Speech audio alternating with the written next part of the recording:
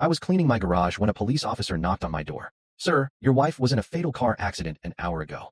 It was impossible. No, she's upstairs asleep. The officer looked confused. I led him upstairs to our bedroom. Officer drew his weapon. Sir, he said, step away from her. That isn't. So there I was, elbow deep in my garage sanctuary, wrestling with the guts of my '98 Camaro like some grease-stained suburban warrior.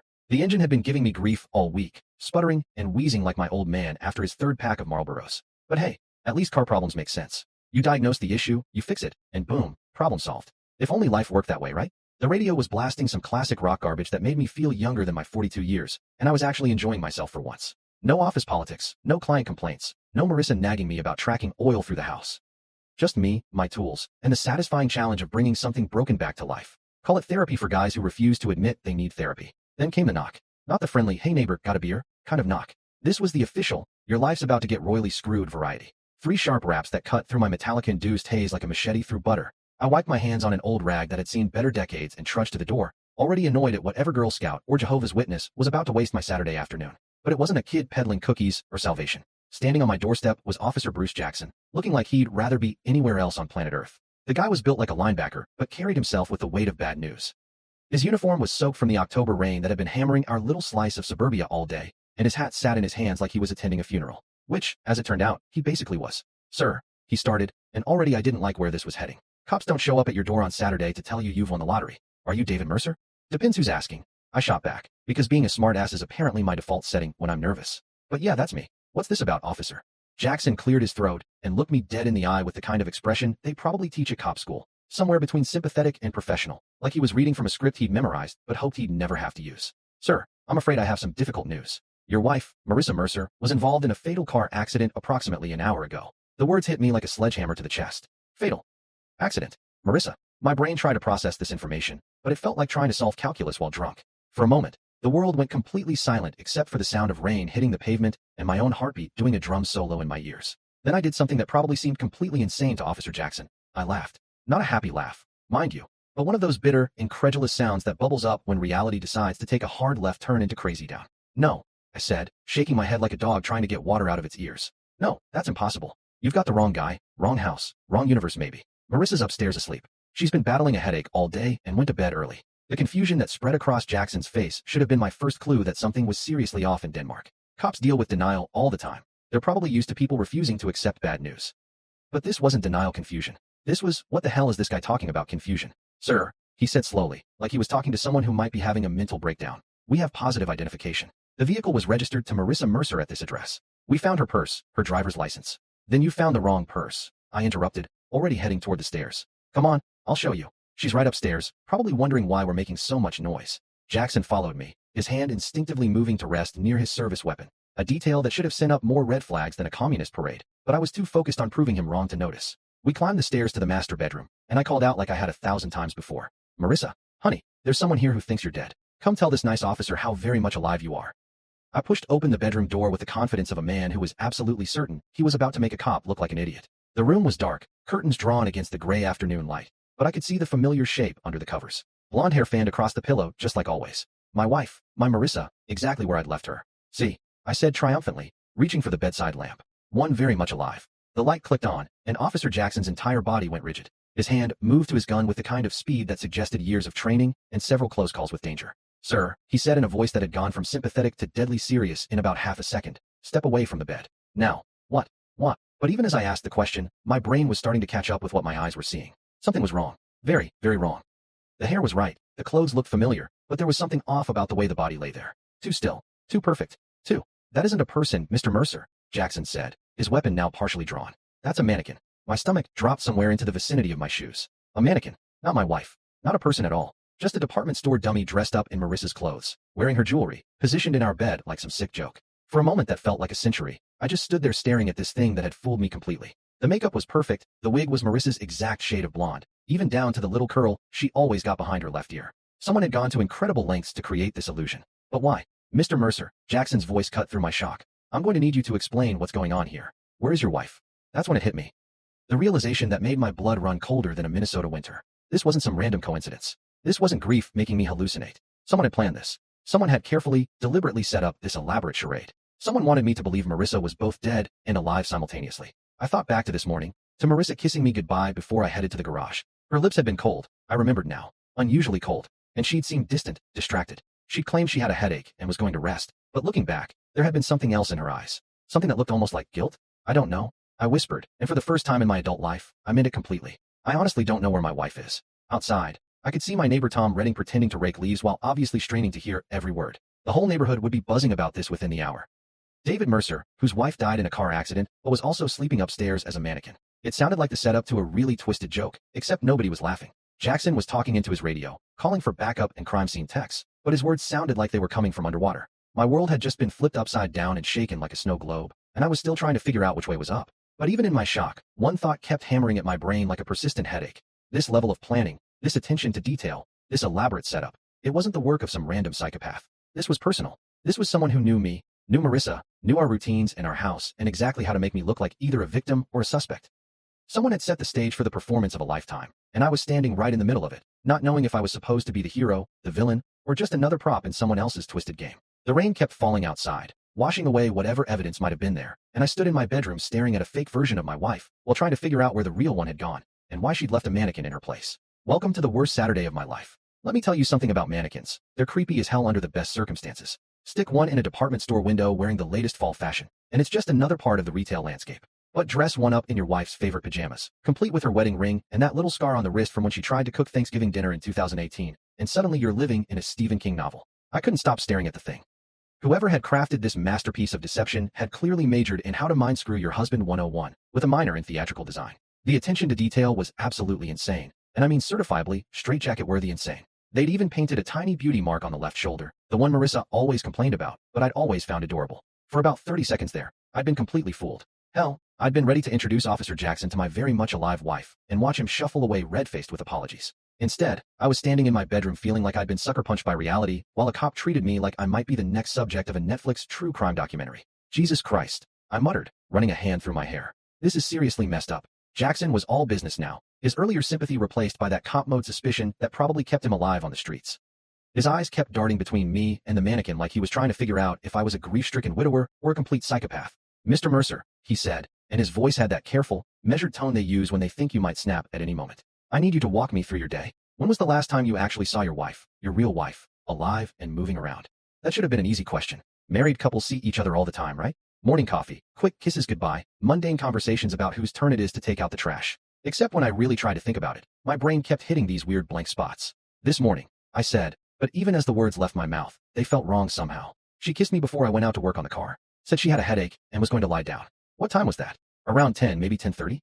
I was trying to sound confident, but doubt was creeping in like water through a cracked foundation. She seemed, I don't know, off. Distracted. Jackson was scribbling in his little notebook like my life story was suddenly fascinating literature. Off how? That was the million-dollar question, wasn't it? How do you explain that your wife of 16 years seemed like a stranger in her own skin? That her kiss felt mechanical, like she was going through the motions? That she'd been clutching her phone like it contained state secrets? She's been weird lately. I admitted, hating how that sounded but unable to come up with a better description. Secretive. Always on her phone, jumping when it rang. New perfume, new clothes, staying out later than usual. I figured she was planning something for our anniversary next month, you know? Maybe a surprise trip or something. The look on Jackson's face suggested he was thinking about entirely different kinds of surprises. The kind that involved divorce lawyers and private investigators, not romantic getaways. Any marital problems, Mr. Mercer? Financial troubles? Anyone who might want to hurt either of you? Standard questions, I guess, but they hit uncomfortably close to home. Our marriage had been, well, let's just say we weren't exactly poster children for wedded bliss lately. The spark had dimmed somewhere between the mortgage payments and the routine of middle-aged suburban life. We'd become roommates more than lovers, two people sharing space and bills, but not much else. But hurt us? That seemed extreme. Nothing that would lead to this, I said, gesturing at the mannequin. We had our issues, sure, but what couple doesn't after 16 years? We weren't fighting or anything. Just coasting, I guess. Jackson's radio crackled to life, some dispatcher babbling about crime scene units and additional officers.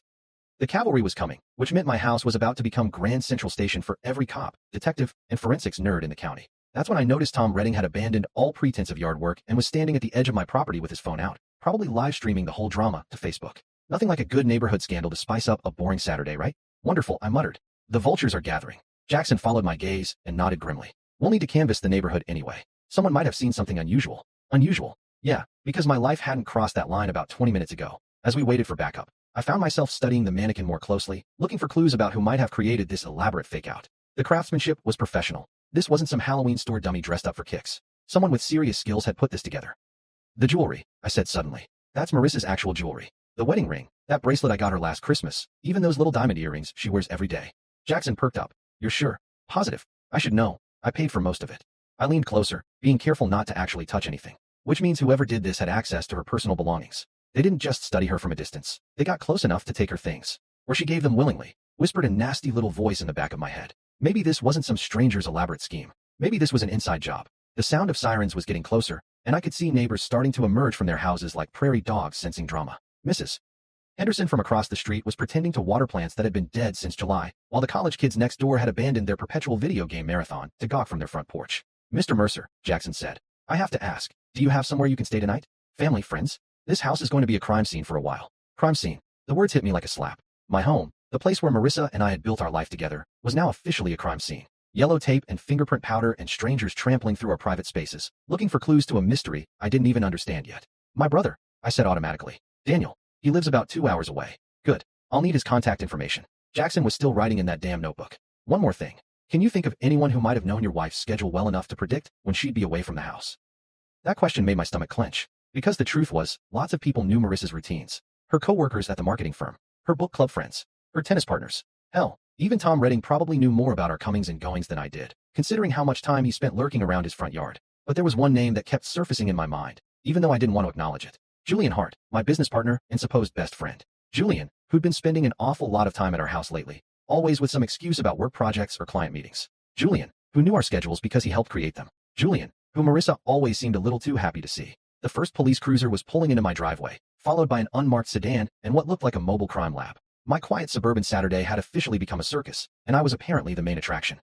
I looked at the mannequin one more time, this perfect replica of my wife lying in our bed like some twisted sleeping beauty. Someone had gone to incredible lengths to create this illusion, but why? What was the point of making me think Marissa was both dead and alive? Unless the point wasn't to fool me. Maybe I was never supposed to find the mannequin. Maybe it was meant for someone else entirely. Someone who would come looking for Marissa and find this fake version instead. But if that was true, then where the hell was my real wife? And why had she left me holding the bag for whatever game she was playing? The cops were at my front door now, and I could hear Jackson's voice directing them upstairs. My life was about to be dissected by strangers, every private moment examined for clues to a puzzle that seemed to have more pieces missing than present. I just hoped that when they put it all together, I'd still recognize the picture they found.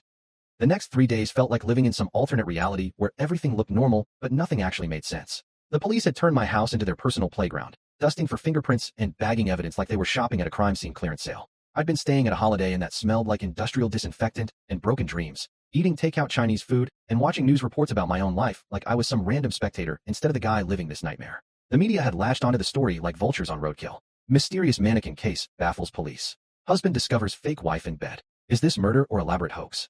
The reporters were having a field day with my misery, turning my personal hell into primetime entertainment for people eating dinner and pretending to care about strangers' tragedies. But here's the thing about rock bottom. Sometimes it gives you the clarity to see what you should have noticed all along. Sitting in that crappy hotel room, surrounded by empty takeout containers and my own spiraling thoughts, I finally admitted what my gut had been screaming for months. Something was seriously wrong with my marriage, and it wasn't just the usual middle-aged doldrums. So I did what any reasonable man would do when his life exploded into 1,000 pieces. I called my little brother. Daniel Mercer was everything I wasn't. Spontaneous where I was methodical, rebellious where I played by the rules, and annoyingly perceptive about people's bullshit where I preferred to give everyone the benefit of the doubt. He'd become a private investigator after washing out of law school, claiming he preferred real detective work to pushing papers for corporate scumbags. We hadn't talked much lately, mainly because he'd spent our last conversation telling me I was drowning in suburban mediocrity and needed to wake up before life passed me by. Turned out the little bastard might have been onto something. David. His voice sounded surprised when he picked up. Jesus, I heard about Marissa on the news. Are you okay? Define okay, I said, staring at the water stain on the hotel ceiling that looked disturbingly like a map of my current mental state. My wife is supposedly dead, but someone left a mannequin in our bed dressed like her, and the cops are treating me like I'm either a victim or a suspect, depending on what day it is. Holy shit. Daniel had never been one for subtle reactions. That's seriously messed up, even by my standards. Where are you now? Holiday Inn on Route 9, living the dream and eating lo mein for breakfast. Listen, Danny, I need your help. Something's been off with Marissa for months, and I think this whole thing might be connected to whatever she's been hiding.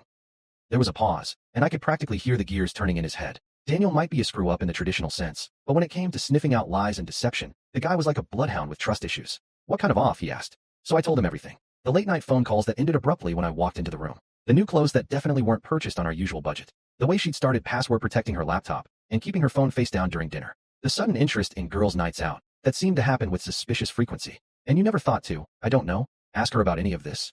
Daniel's tone had that familiar edge of little brother superiority that used to make me want to give him a wedgie. I'm not the jealous husband type, I said defensively. I trusted her. We've been married 16 years. You don't just start spying on your wife because she's acting a little weird. Dude, Daniel said, and I could hear him shaking his head through the phone. You're not the jealous type, you're the oblivious type. There's a difference.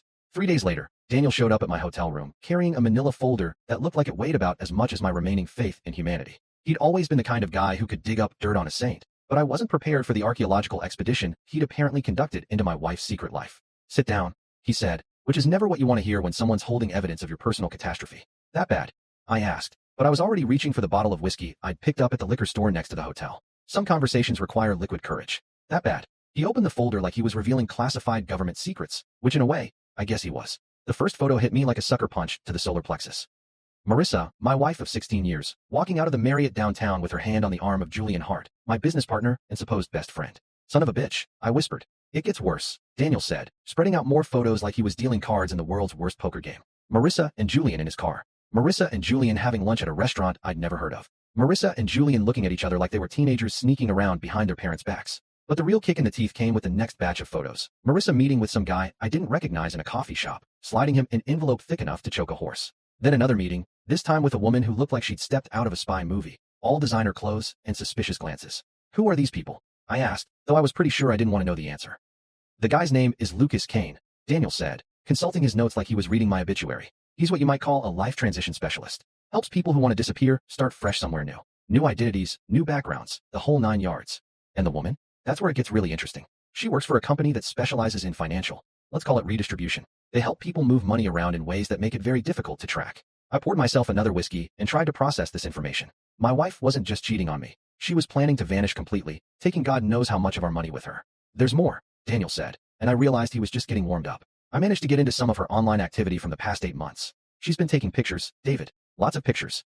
He pulled out printouts of what looked like insurance documents, bank statements, and business contracts. All taken with a phone camera, all from my home office. My private files, my company documents, even the safe combination I'd written down and hidden in my desk drawer like an idiot. She's been documenting your entire financial life, Daniel said. Bank accounts, investment portfolios, insurance policies, business partnerships. This isn't just about running away with her boyfriend. This is about taking you for everything you're worth. I stared at the evidence of my wife's betrayal, feeling like I'd been living with a stranger for months without realizing it. Every kiss, every "I love you," every moment of supposed marital contentment had been a lie while she systematically prepared to destroy my life. How long? I asked. Based on what I can trace. At least 8 months of active planning. But the thing with Julian probably goes back further than that. 8 months. While I'd been working my ass off to build our future, she'd been planning my destruction. While I'd been worrying about her headaches and mood swings, she'd been photographing my most sensitive documents and planning her escape route. So what now? I asked. I mean, the cops think she's dead, but she's obviously not. Do I tell them about this? Do I file for divorce against a dead woman? What's the protocol here? Daniel leaned back in the uncomfortable hotel chair and gave me that look. The one that meant he was about to suggest something that would either save my life or land me in federal prison. You could do that, he said slowly. You could be the good little Boy Scout, turn over all this evidence, and let the system sort it out. Marissa and Julian would probably get arrested eventually. You'd lose half your assets in a messy divorce, and your business would probably tank from all the negative publicity. Or, Daniel said, and his smile was absolutely predatory. You could let them think their plan is working while you put together a much better one. I looked at my little brother, sitting there in that crappy hotel room with evidence of my wife's betrayal spread out like a battle plan, and realized that maybe it was time to stop being the good guy who always played by the rules. After all, they'd started this game. The least I could do was finish it. Tell me more, I said, and poured another drink for both of us. Because apparently, I was about to become someone I'd never been before, someone who fought back instead of just taking the hit. And honestly, after 16 years of being the reliable, trustworthy, predictable husband, the idea felt pretty damn good. They wanted to erase me? Fine. Let's see how they liked being erased instead. Planning revenge, it turns out, is a lot like planning a wedding.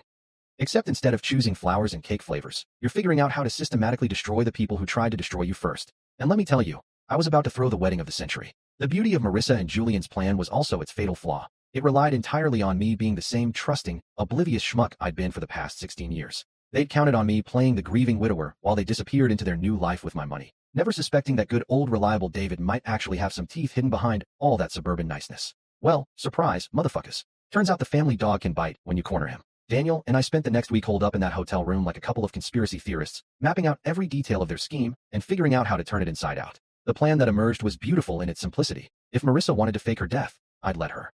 Hell, I'd help her. The only difference was that her new life wouldn't be quite the tropical paradise she was expecting. First, I needed someone to play the corpse. That's where Riley Ward came in, a favor I'd been saving for years without knowing it. Riley was former military, the kind of woman who could disarm a bomb or perform field surgery with equal competence, and she owed me big time for helping her get her security contractor business off the ground when she left the service. More importantly, she had the kind of moral flexibility that made her perfect for what I had in mind. You want me to what now? Riley asked when I called her with my proposition. Even over the phone, I could hear the amusement in her voice. She'd always appreciated a good con job. Play dead, I repeated. One car accident, very convincing, very final. You'd be the body they find in the wreckage instead of Marissa. And your actual wife? Won't be quite as dead as she's hoping to be. There was a pause, then Riley's characteristic laugh, the sound of someone who'd seen enough real combat to find civilian problems entertainingly absurd. This is the most fucked up favor anyone's ever asked me for. I love it. When do we start? While Riley handled the theatrical side of things, I turned my attention to home renovations. Amazing what you can accomplish with a little creativity, some soundproofing materials, and 16 years of accumulated knowledge about your house's quirks. The basement had always been my domain anyway. Marissa hated going down there, claiming it was too dark and creepy. Perfect. I built her a little apartment down there, complete with bathroom facilities, a comfortable bed, and even a flat-screen TV. Call it a subterranean bed and breakfast, except the checkout time was entirely up to me. The soundproofing was professional grade. Couldn't have the neighbors getting curious about any unusual noises, after all. But the real masterstroke was flipping Lucas Kane, their so-called life transition specialist.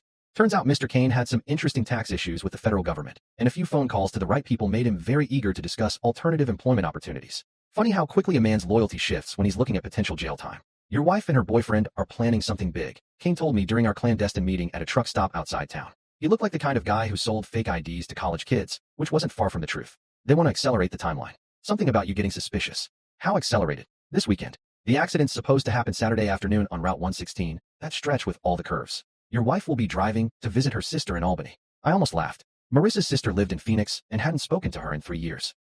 If I'd been paying attention, that alibi alone would have blown their whole scheme. And after the accident, I pick up the real package from a rendezvous point about 5 miles from the crash site. Then it's new identities and a trip to Costa Rica, where your business partner has been setting up some very nice offshore accounts. Not anymore, I said, sliding him a new envelope thick with cash. Here's what's actually going to happen. Saturday morning arrived gray and drizzly. Perfect weather for a tragic accident. I spent the morning in the garage again, just like the week before, except this time I wasn't working on the car. I was waiting for the phone call that would tell me the show had begun. The call came at 2:47 p.m. Officer Jackson's voice was appropriately somber as he delivered the news I'd been expecting. Mr. Mercer, I'm afraid I have some difficult news about your wife. I played my part perfectly, rushing to the hospital, demanding to see the body, breaking down in controlled grief when they told me the remains were too badly damaged for viewing. Riley had done her job beautifully. The accident looked absolutely convincing, complete with Marissa's purse and jewelry scattered around the wreckage. The dental records would match because we'd made sure they would. Meanwhile, about 30 miles away, Lucas Kane was picking up a very different package than he'd been expecting. Instead of my conscious, eager to escape wife, he found Marissa unconscious in the back of his van, courtesy of some pharmaceuticals Riley had provided. By the time my dear wife woke up, she'd already been delivered to her new home, my custom-built basement suite. The beauty of the whole operation was its symmetry. Marissa had wanted to disappear, to erase herself from our life, and start fresh somewhere else. Well, congratulations, honey, mission accomplished. She was now officially dead to the world, exactly as she'd planned. The only difference was that her new world was a 10-by-12 room beneath the house, where she'd spent 16 years lying to me. Julian, of course, was frantically trying to reach both Marissa and Kane, not knowing that one was legally dead and the other was now working for me. I could picture him pacing around his apartment, checking his phone every 30 seconds, wondering why his carefully orchestrated plan seemed to be falling apart. Poor Julian. He was about to discover that some people are much better at playing chess than others realize. The funeral was scheduled for Thursday, a closed casket affair, naturally, given the condition of the body. I'd already started receiving casseroles from well-meaning neighbors and condolence cards from people I barely knew. The whole neighborhood was rallying around the poor widower, offering support and sympathy for my tragic loss. If they only knew that my dead wife was currently sitting in my basement watching her own memorial service on closed-circuit television, they might have been a little less generous with their tuna noodle casseroles. But that was the beautiful thing about small-town life. People saw what they expected to see. A grieving husband getting support from his community. A tragic accident that claimed a young woman's life. A neighborhood coming together in the face of loss. They didn't see the security cameras I'd installed throughout the house, or the reinforced steel door I'd put in the basement, or the way I smiled just a little too broadly when people offered their condolences. They certainly didn't see Marissa, very much alive and finally getting a taste of what it felt like to be trapped in someone else's plan. The game was just beginning, and for the first time in months, I was the one holding all the cards. Marissa had wanted to play dead? Fine. Now she could find out exactly what that felt like, permanently. After all, she'd made her choice when she decided to erase me from her life. Now I was simply returning the favor, with interest. Welcome to your new life, darling. I hope you enjoy the accommodations. There's something deeply satisfying about watching someone's world collapse in real time, especially when that someone spent months planning your destruction. Call it karma, call it justice, or just call it good old-fashioned revenge, whatever you want to label it. I was enjoying every second of Marissa's slow realization that her brilliant escape plan had turned into her worst nightmare. She woke up around 6 in the evening, about 4 hours after Kane delivered her to my custom-built hospitality suite. I'd been monitoring her through the security cameras I'd installed, watching her sleep with the kind of peaceful expression she hadn't worn around me in months. Funny how relaxed people look when they think they're about to get everything they want. The first thing she did was call out for Julian, which told me everything I needed to know about who she'd been thinking about during those last conscious moments. Not her husband of 16 years, not the life she was leaving behind, but her new boyfriend and their shiny future together. Well, honey, that future just got a serious revision. When she finally opened her eyes and took in her surroundings, the confusion on her face was absolutely priceless. This clearly wasn't the safe house or private jet she'd been expecting. Instead of tropical beaches and offshore bank accounts, she found herself in a windowless room with cement walls, tasteful lighting, and all the charm of a high-end prison cell. "What the hell?" she whispered, struggling to sit up on the bed I'd so thoughtfully provided. The drugs were still working their way out of her system, making her movements sluggish and uncoordinated.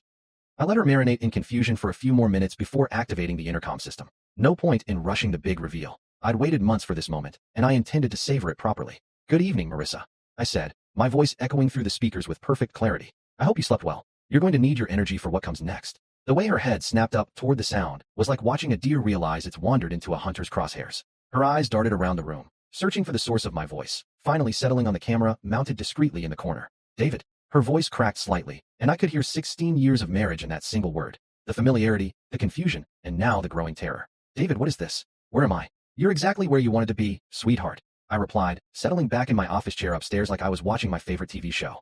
Dead to the world, starting fresh, beginning a whole new life. "Congratulations, you got everything you asked for." I clicked on the monitor that showed the local news coverage of her death, complete with footage of the accident scene and interviews with neighbors expressing their shock and grief. The anchor was doing that serious news voice thing they all learn in journalism school, describing the tragic loss of a beloved community member. In other news, I continued conversationally. "Your funeral is scheduled for Thursday." I went with the closed casket option, given the condition of the body. "Very tasteful service. I think you'd approve of the flower arrangements." Marissa was staring at the screen in absolute horror, watching her own death being reported like she was witnessing some alternate reality. Her hands were shaking as she pressed them against the walls, looking for a way out that didn't exist. "This is insane," she said, and her voice was getting stronger as the drugs wore off and the reality of her situation sank in. "You can't keep me here. People will look for me. Julian will." "Julian will what?" I interrupted, genuinely curious about what she thought her boyfriend was going to do. "Julian thinks you're dead, remember? That was the plan. Your plan. The only difference is that instead of sipping Mai Tais on a beach in Costa Rica, you're getting a front row seat to your own memorial service." I switched the feed to show Julian's apartment, where my business partner was currently pacing around like a caged animal, frantically trying to call Lucas Kane and getting sent straight to voicemail.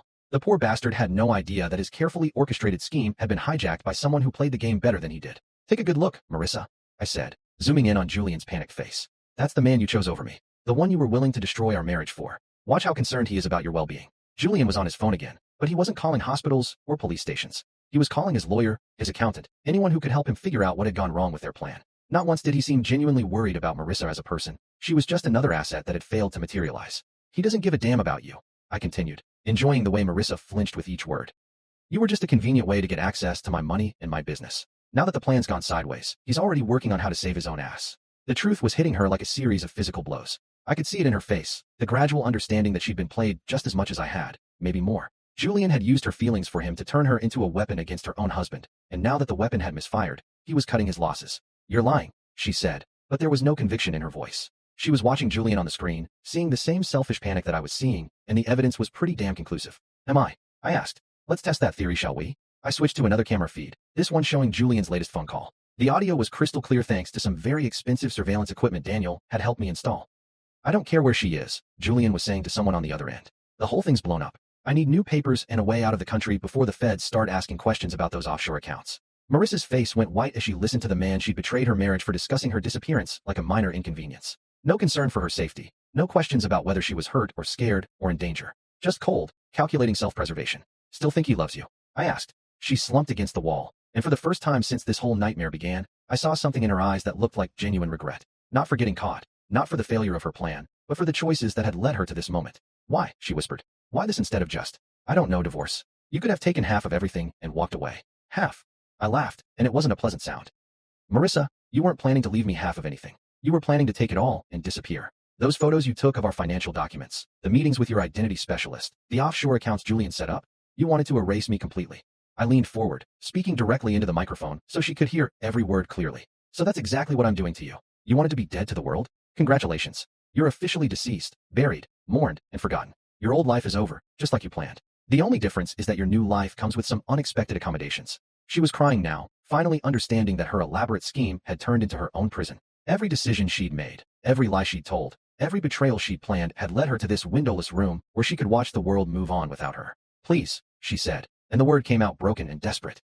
"Please, David. I'm sorry. I made a mistake. I can fix this. We can fix this." "Fix what?" I asked. "Our marriage. That died months ago when you started planning my destruction. Your relationship with Julian? He's already abandoned you. Your old life? That's buried 6 feet under with Riley Ward playing your corpse." I stood up from my chair, getting ready to head downstairs for our first face-to-face conversation since her death. "No, Marissa," I said. "There's nothing left to fix. There's only what comes next, and for the first time in months, I'm the one who gets to decide what that looks like." The look of absolute despair on her face was everything I'd hoped for and more. She'd played the game of deception and betrayal, thinking she was so much smarter than her boring, predictable husband. Now she was about to learn what it felt like to be completely at someone else's mercy. And frankly, after what she'd put me through, my mercy was in pretty short supply.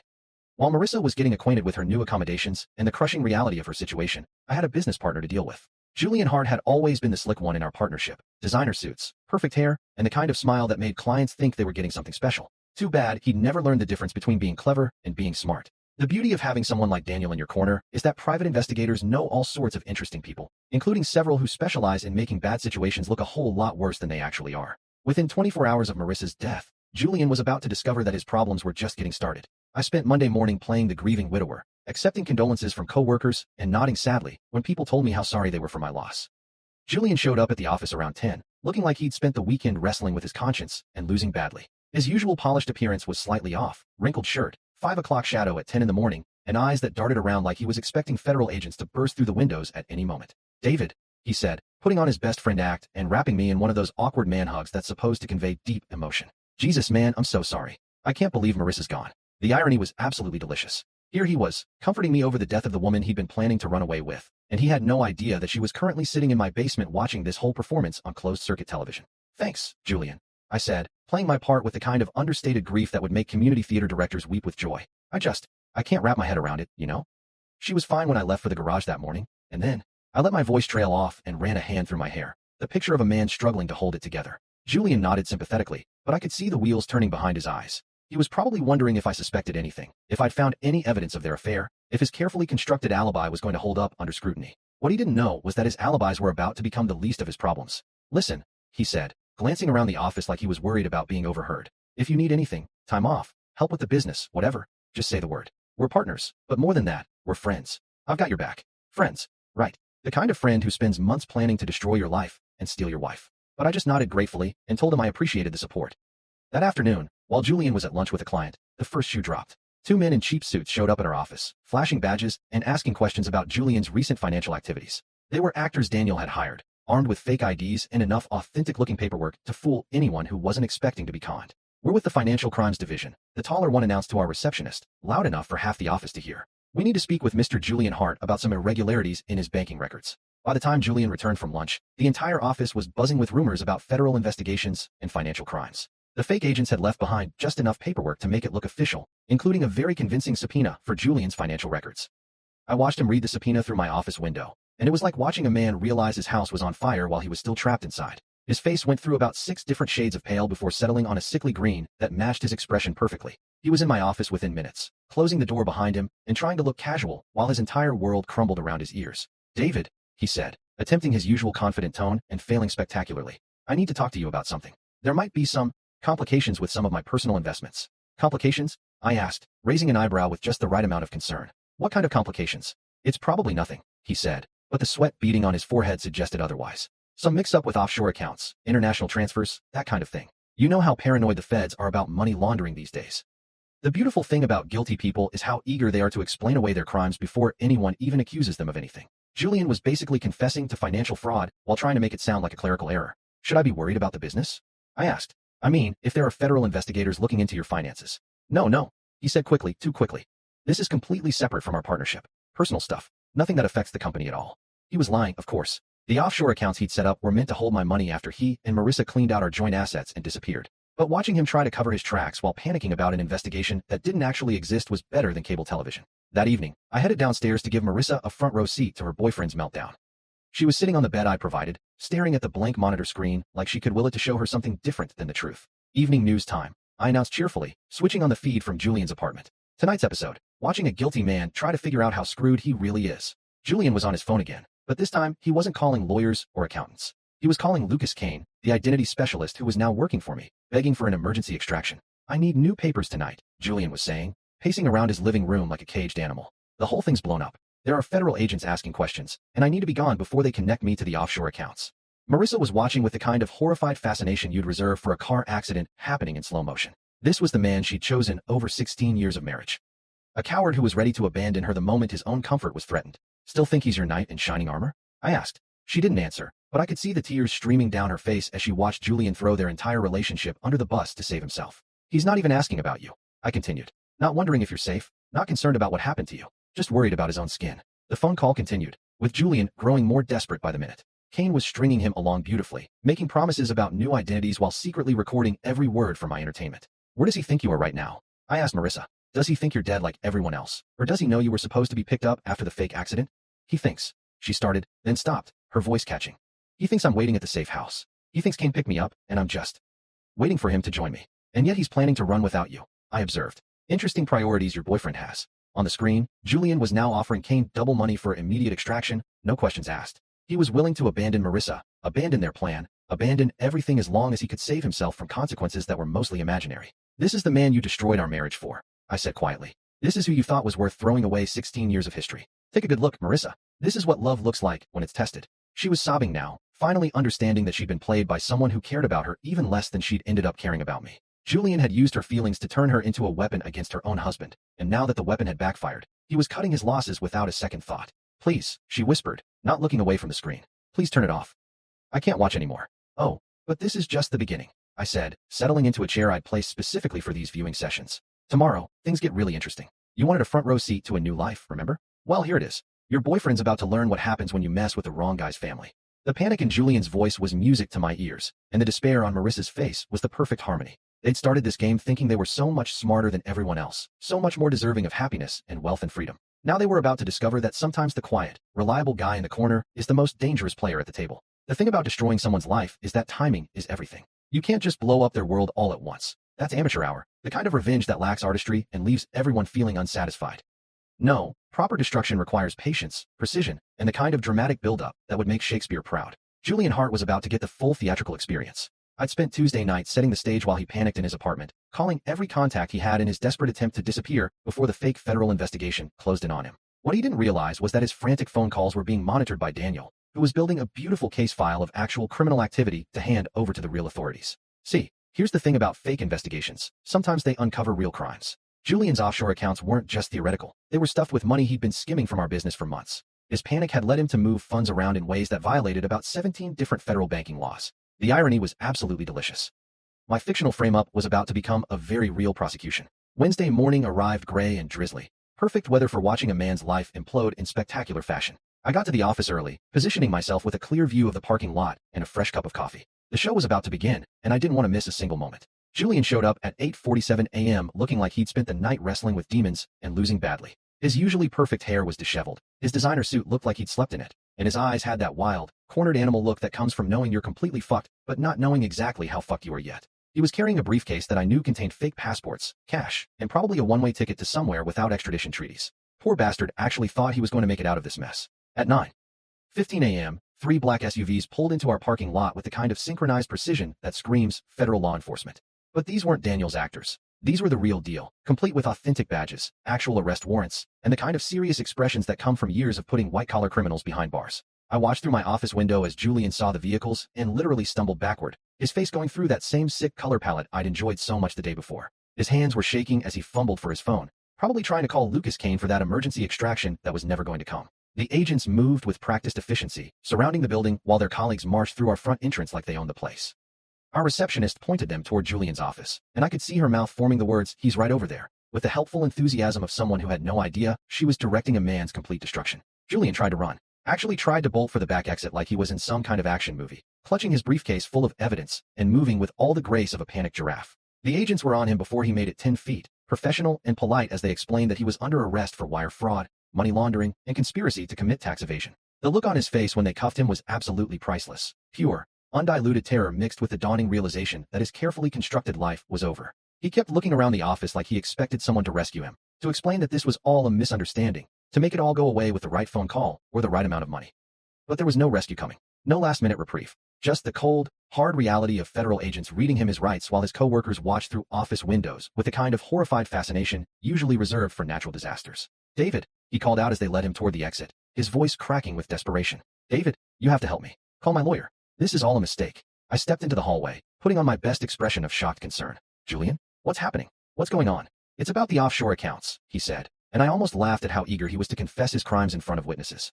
"The federal investigation, it's all a misunderstanding. I can explain everything." One of the agents paused in the doorway, looking back at me with professional interest. "Sir, are you Mr. Mercer? We may need to speak with you as well, given your business partnership with the defendant."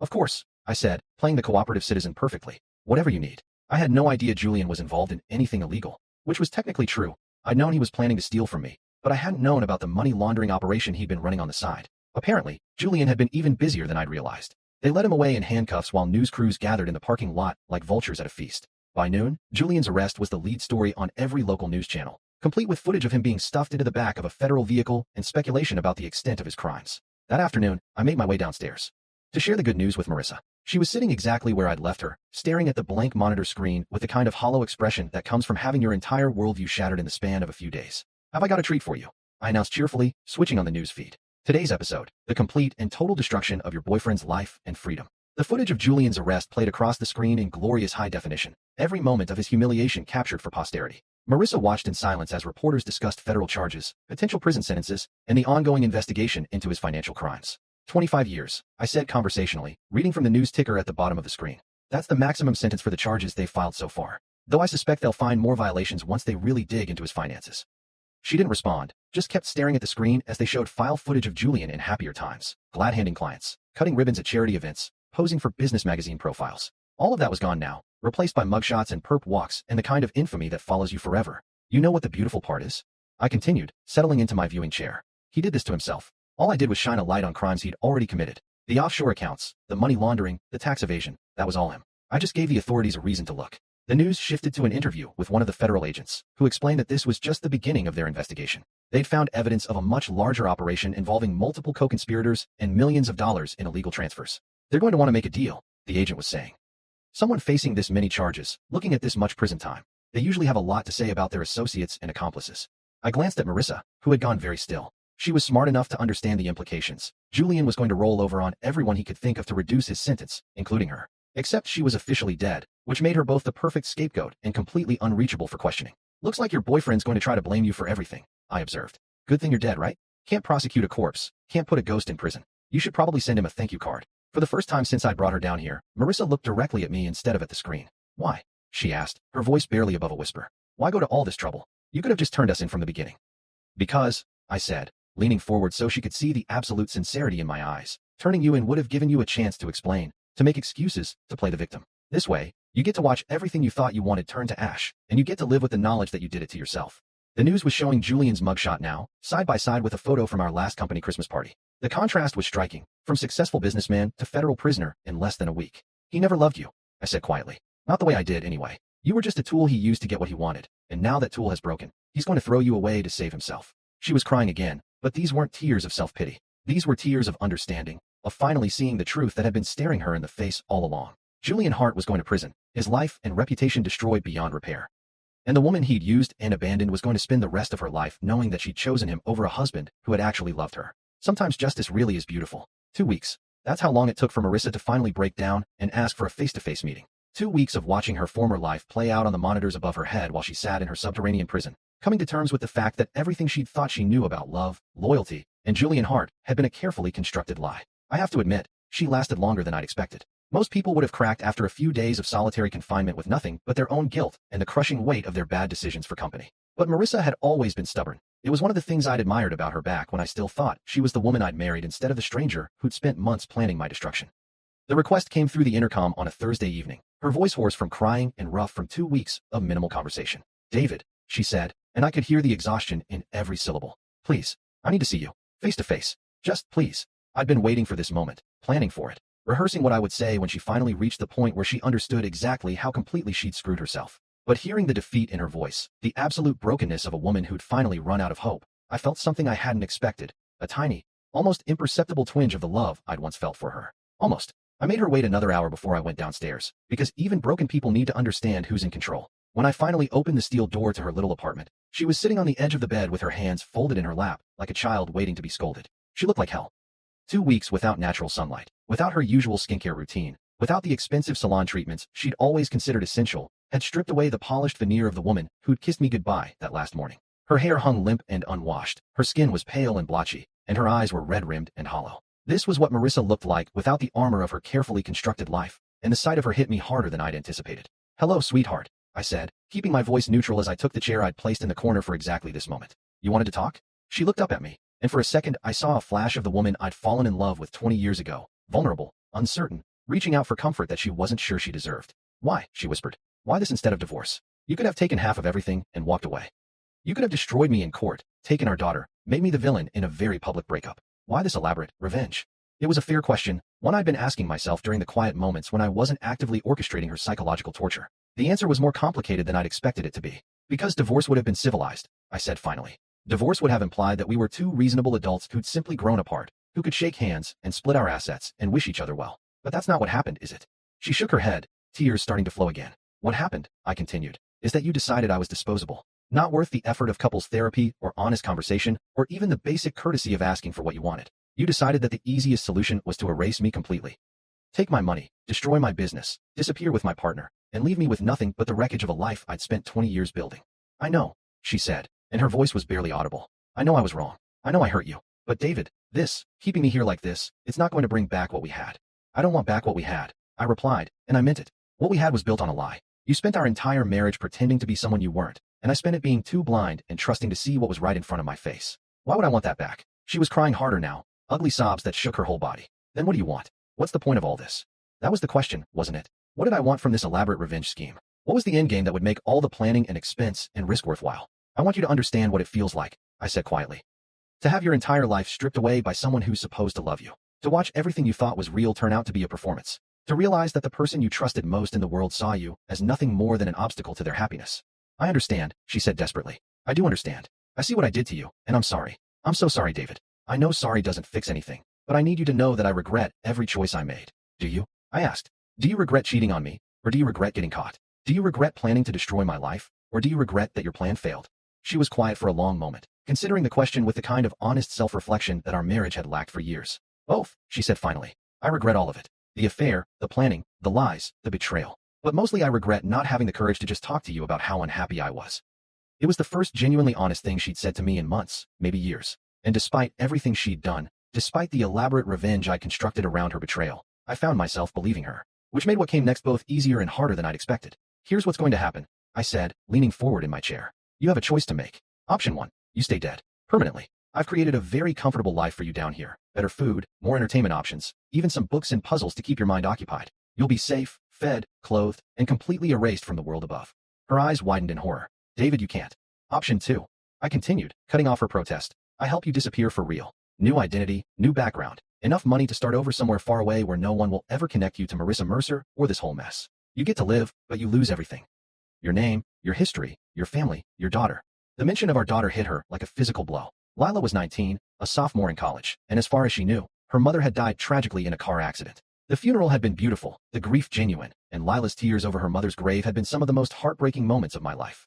"Lila," Marissa whispered. "My baby girl. How is she? Is she okay?" "She's fine," I said. Sad, obviously, but handling it better than I expected. "She's stronger than either of us gave her credit for. Could I see pictures? Just to know she's all right." And there it was, the one request I'd been waiting for, the one thing I could give her that might make this nightmare worthwhile for both of us. "If you choose option 2, I said, "if you agree to disappear completely and never try to contact either of us again, I'll make sure you get pictures. Updates on how she's doing, major milestones, that kind of thing. Not often, and not forever, but enough to know she's happy and healthy." She was sobbing again, but this time it wasn't just grief and self-pity. This was the sound of a mother's heart breaking as she realized she was about to lose her child forever. "Why would you do that?" she asked. "After everything I've done, why would you be kind to me?" "Because despite everything you've done," I said, "you're still Lila's mother. And because somewhere underneath all the lies and betrayal, there's still a tiny piece of the woman I used to love." The choice I was offering her wasn't really a choice at all. Option 1 was slow psychological torture disguised as mercy, while option 2 was exile and erasure with just enough humanity to make it bearable. But it was more than she'd planned to give me, and we both knew it. "How long do I have to decide?" she asked. "You don't," I replied, standing up from my chair. You've already decided. You just need to say it out loud. She looked up at me with eyes that held 20 years of shared history, the good times and the bad, the love and the betrayal, the beginning and now the end. I want to see my daughter grow up, she whispered. Even if it's just in pictures. Even if she never knows I'm alive. Then it's settled, I said, heading for the door. Tomorrow, you become someone else entirely. And Marissa Mercer stays buried where she belongs. I paused at the threshold, looking back at the woman who'd been my wife, my partner, my biggest mistake, and my most elaborate revenge.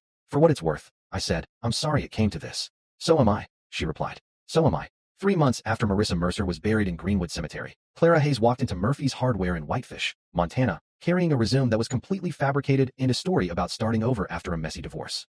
The owner, a gruff 60-something guy named Frank Murphy who'd never met a sob story he couldn't relate to, gave her the job managing his books and inventory without asking too many questions. Clara was everything Marissa had never been: quiet, modest, grateful for simple work and a small apartment above the store. She wore secondhand clothes from the local thrift shop, kept her hair pulled back in a plain ponytail, and lived the kind of unremarkable life that wouldn't attract attention from anyone, least of all federal investigators looking for connections to Julian Hart's financial crimes. I'd done my homework when creating her new identity. Clara Hayes had a perfectly boring background. Born in Oregon, moved around a lot as a kid, parents died in a car accident when she was 25, no siblings, no close friends, no social media presence worth mentioning.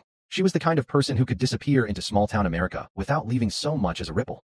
Meanwhile, back in my actual life, things were going better than they had in years. Hart and Mercer had become just Mercer Consulting after Julian's very public downfall, and business was booming. Turns out that being the innocent victim of your business partner's financial crimes makes you look trustworthy and competent by comparison. Clients who'd been on the fence about working with us suddenly saw me as the stable, reliable choice in an industry full of sharks and con artists. The insurance payout from Marissa's death had been substantial, $250,000 that went straight into a trust fund for Lila's future. My daughter was thriving at college, throwing herself into her studies with the kind of focused determination that suggested she'd inherited the best parts of both her parents. She called me every Sunday, and our conversations had become deeper and more meaningful than they'd ever been when Marissa was alive.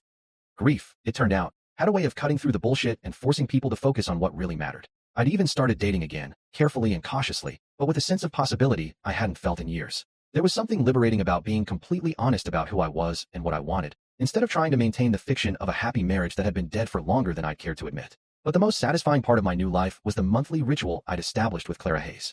Every fourth Saturday, I'd drive to a post office box in a town about 50 miles away and mail an envelope to a P.O. box in Whitefish, Montana. Inside were photographs: Lila at her college graduation ceremony where she'd made Dean's List, Lila volunteering at a local animal shelter, Lila on spring break with friends who clearly adored her. Never anything that could be traced back to me, never anything with identifying information, just proof that our daughter was happy, healthy, and growing into the kind of young woman any parent would be proud of.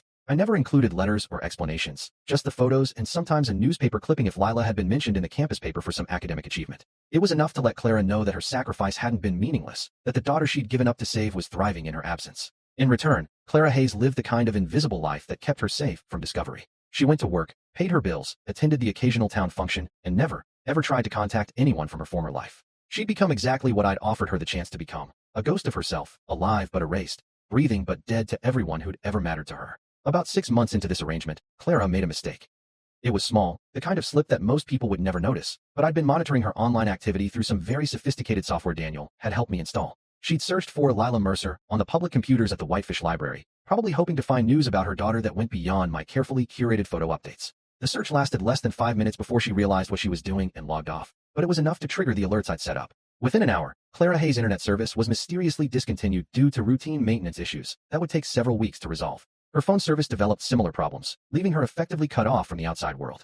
The message was clear: stick to the agreement, or lose even the small mercies I'd been providing. She never tried to search for us again.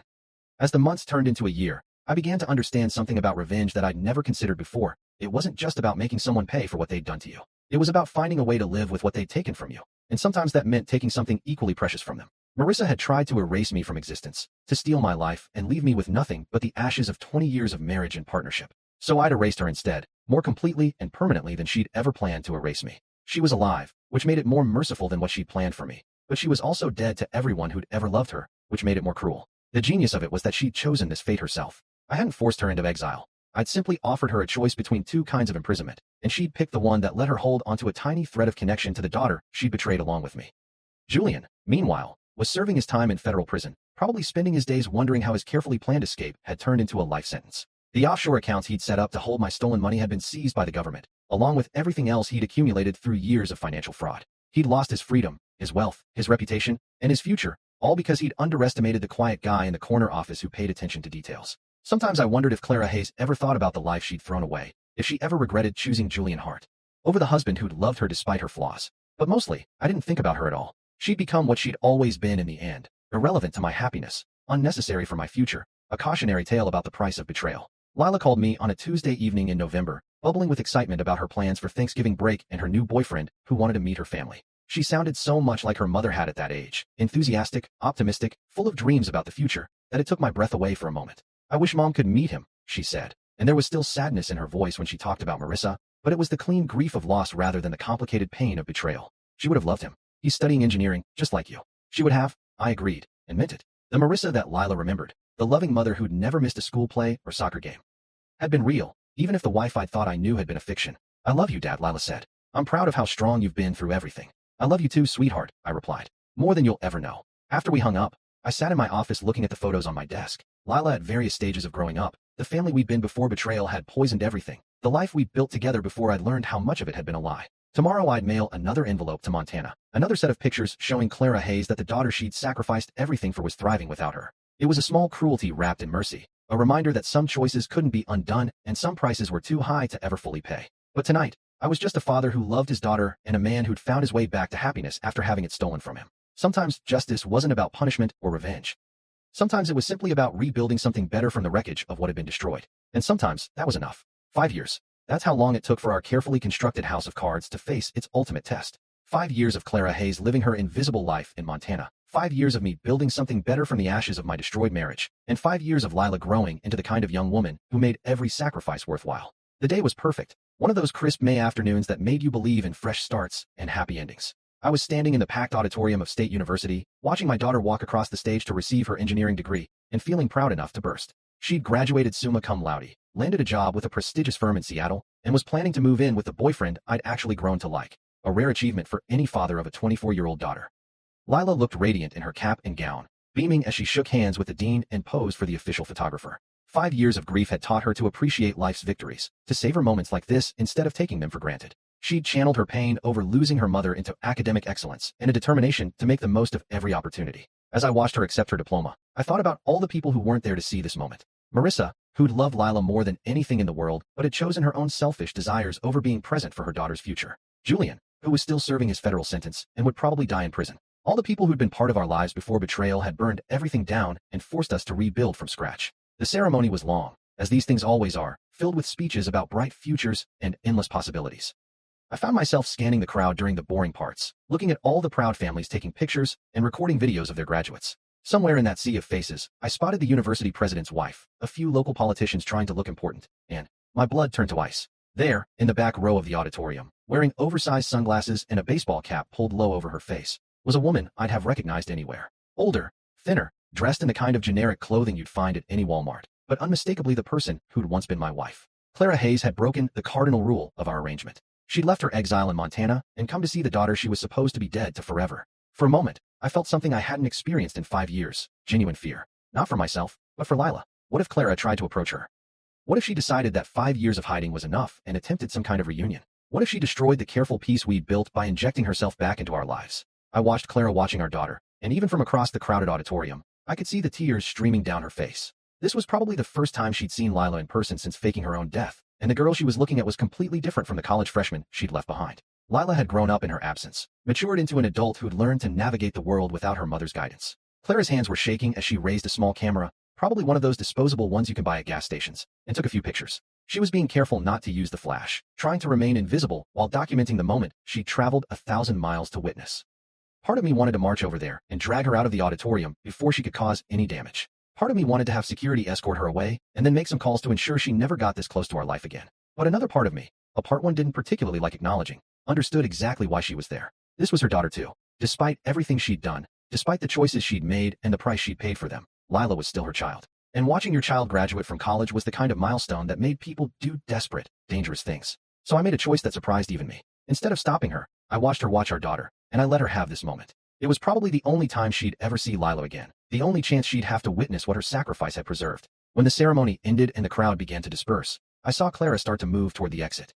She was being smart, trying to leave before the crowd thinned out enough for anyone to get a clear look at her face. But as she passed my row, Our eyes met across 20 feet of space and 5 years of complicated history. The recognition was instant and mutual. For just a moment, we stared at each other like two ghosts meeting in a graveyard, both of us haunted by the life we'd destroyed and the choices we'd made in its aftermath. I could have signaled security. I could have pointed her out to the people around me, made a scene that would have ended with her arrest and exposure. I could have destroyed her new life as completely as she'd once tried to destroy mine. Instead, I did something that felt both like forgiveness and like the final act of revenge. I nodded. Just once, barely perceptible, but enough to acknowledge that I'd seen her and chosen not to act. The look of shock and gratitude that crossed her face was worth more than any punishment I could have inflicted. She understood what that nod meant, that I was still in control, still the one making the rules, but that I was choosing mercy over justice for this one moment. She mouthed two words that I could read clearly even across the distance between us. Thank you. Then she was gone, disappearing into the crowd like she'd never been there at all. 20 minutes later, I was standing outside the auditorium with Lila and her boyfriend Mark, taking the kind of family photos that would eventually end up in frames on mantelpieces and office desks. Lila was glowing with happiness, talking a mile a minute about her plans for the future and how excited she was to start her new job. I wish Mom could have been here, she said, hugging me tightly as Mark snapped pictures. She would have been so proud. She would have, I agreed, and for the first time in 5 years, I meant it without any bitterness or irony. She loved you more than anything in the world. I know, Lila said. I feel her with me sometimes, you know, like she's still watching over me somehow. If she only knew how literally true that statement was. Later that evening, after the graduation dinner and the celebration drinks and all the tearful goodbyes, I sat in my hotel room and thought about the woman in the crowd. Clara Hayes would go back to Montana now, back to her invisible life in her small apartment above Murphy's Hardware. But she'd have something she hadn't had before. Recent memories of her daughter, proof that the choice she'd made had been worth the price she'd paid. 3 days later, I received a text message from an unknown number. Just 2 words. Thank you. I deleted it immediately, just like I'd done with the only other message Clara had ever sent me. But this time, I found myself smiling as I erased the evidence of our contact. Justice, I'd learned, wasn't always about punishment. Sometimes it was about understanding that everyone pays a price for their choices, and sometimes the people who hurt you are paying a price that's already high enough. Clara Hayes would live the rest of her life knowing that she'd chosen to betray the people who loved her most. She'd wake up every morning in exile, surrounded by strangers who would never know her real name or her real story. She'd go to sleep every night knowing that her daughter was growing up without her, building a life that had no place for the woman who'd given her life. That was punishment enough. And allowing her one stolen moment to see what she'd preserved through her sacrifice? That wasn't weakness or forgiveness. It was proof that I was the one who got to decide what justice looked like. 5 years after Marissa Mercer had tried to erase me from existence, I was successful, respected, and surrounded by people who loved me for who I actually was instead of who they wanted me to be. My daughter was thriving, my business was booming, and my future looked brighter than it had in decades. Meanwhile, the woman who tried to destroy me was living under an assumed name in a town where nobody knew her history, getting by on minimum wage and whatever mercy I chose to show her. I'd won. Completely, totally, and permanently. And the best part? She knew it too. Sometimes the most perfect revenge is simply living well while your enemies live with the consequences of their choices. And sometimes, if you're very lucky and very patient, you get to be generous in victory without giving up any of the control you fought so hard to reclaim. Justice wasn't just about punishment, it was about balance. And after 5 years of careful orchestration, the scales had finally settled exactly where they belonged.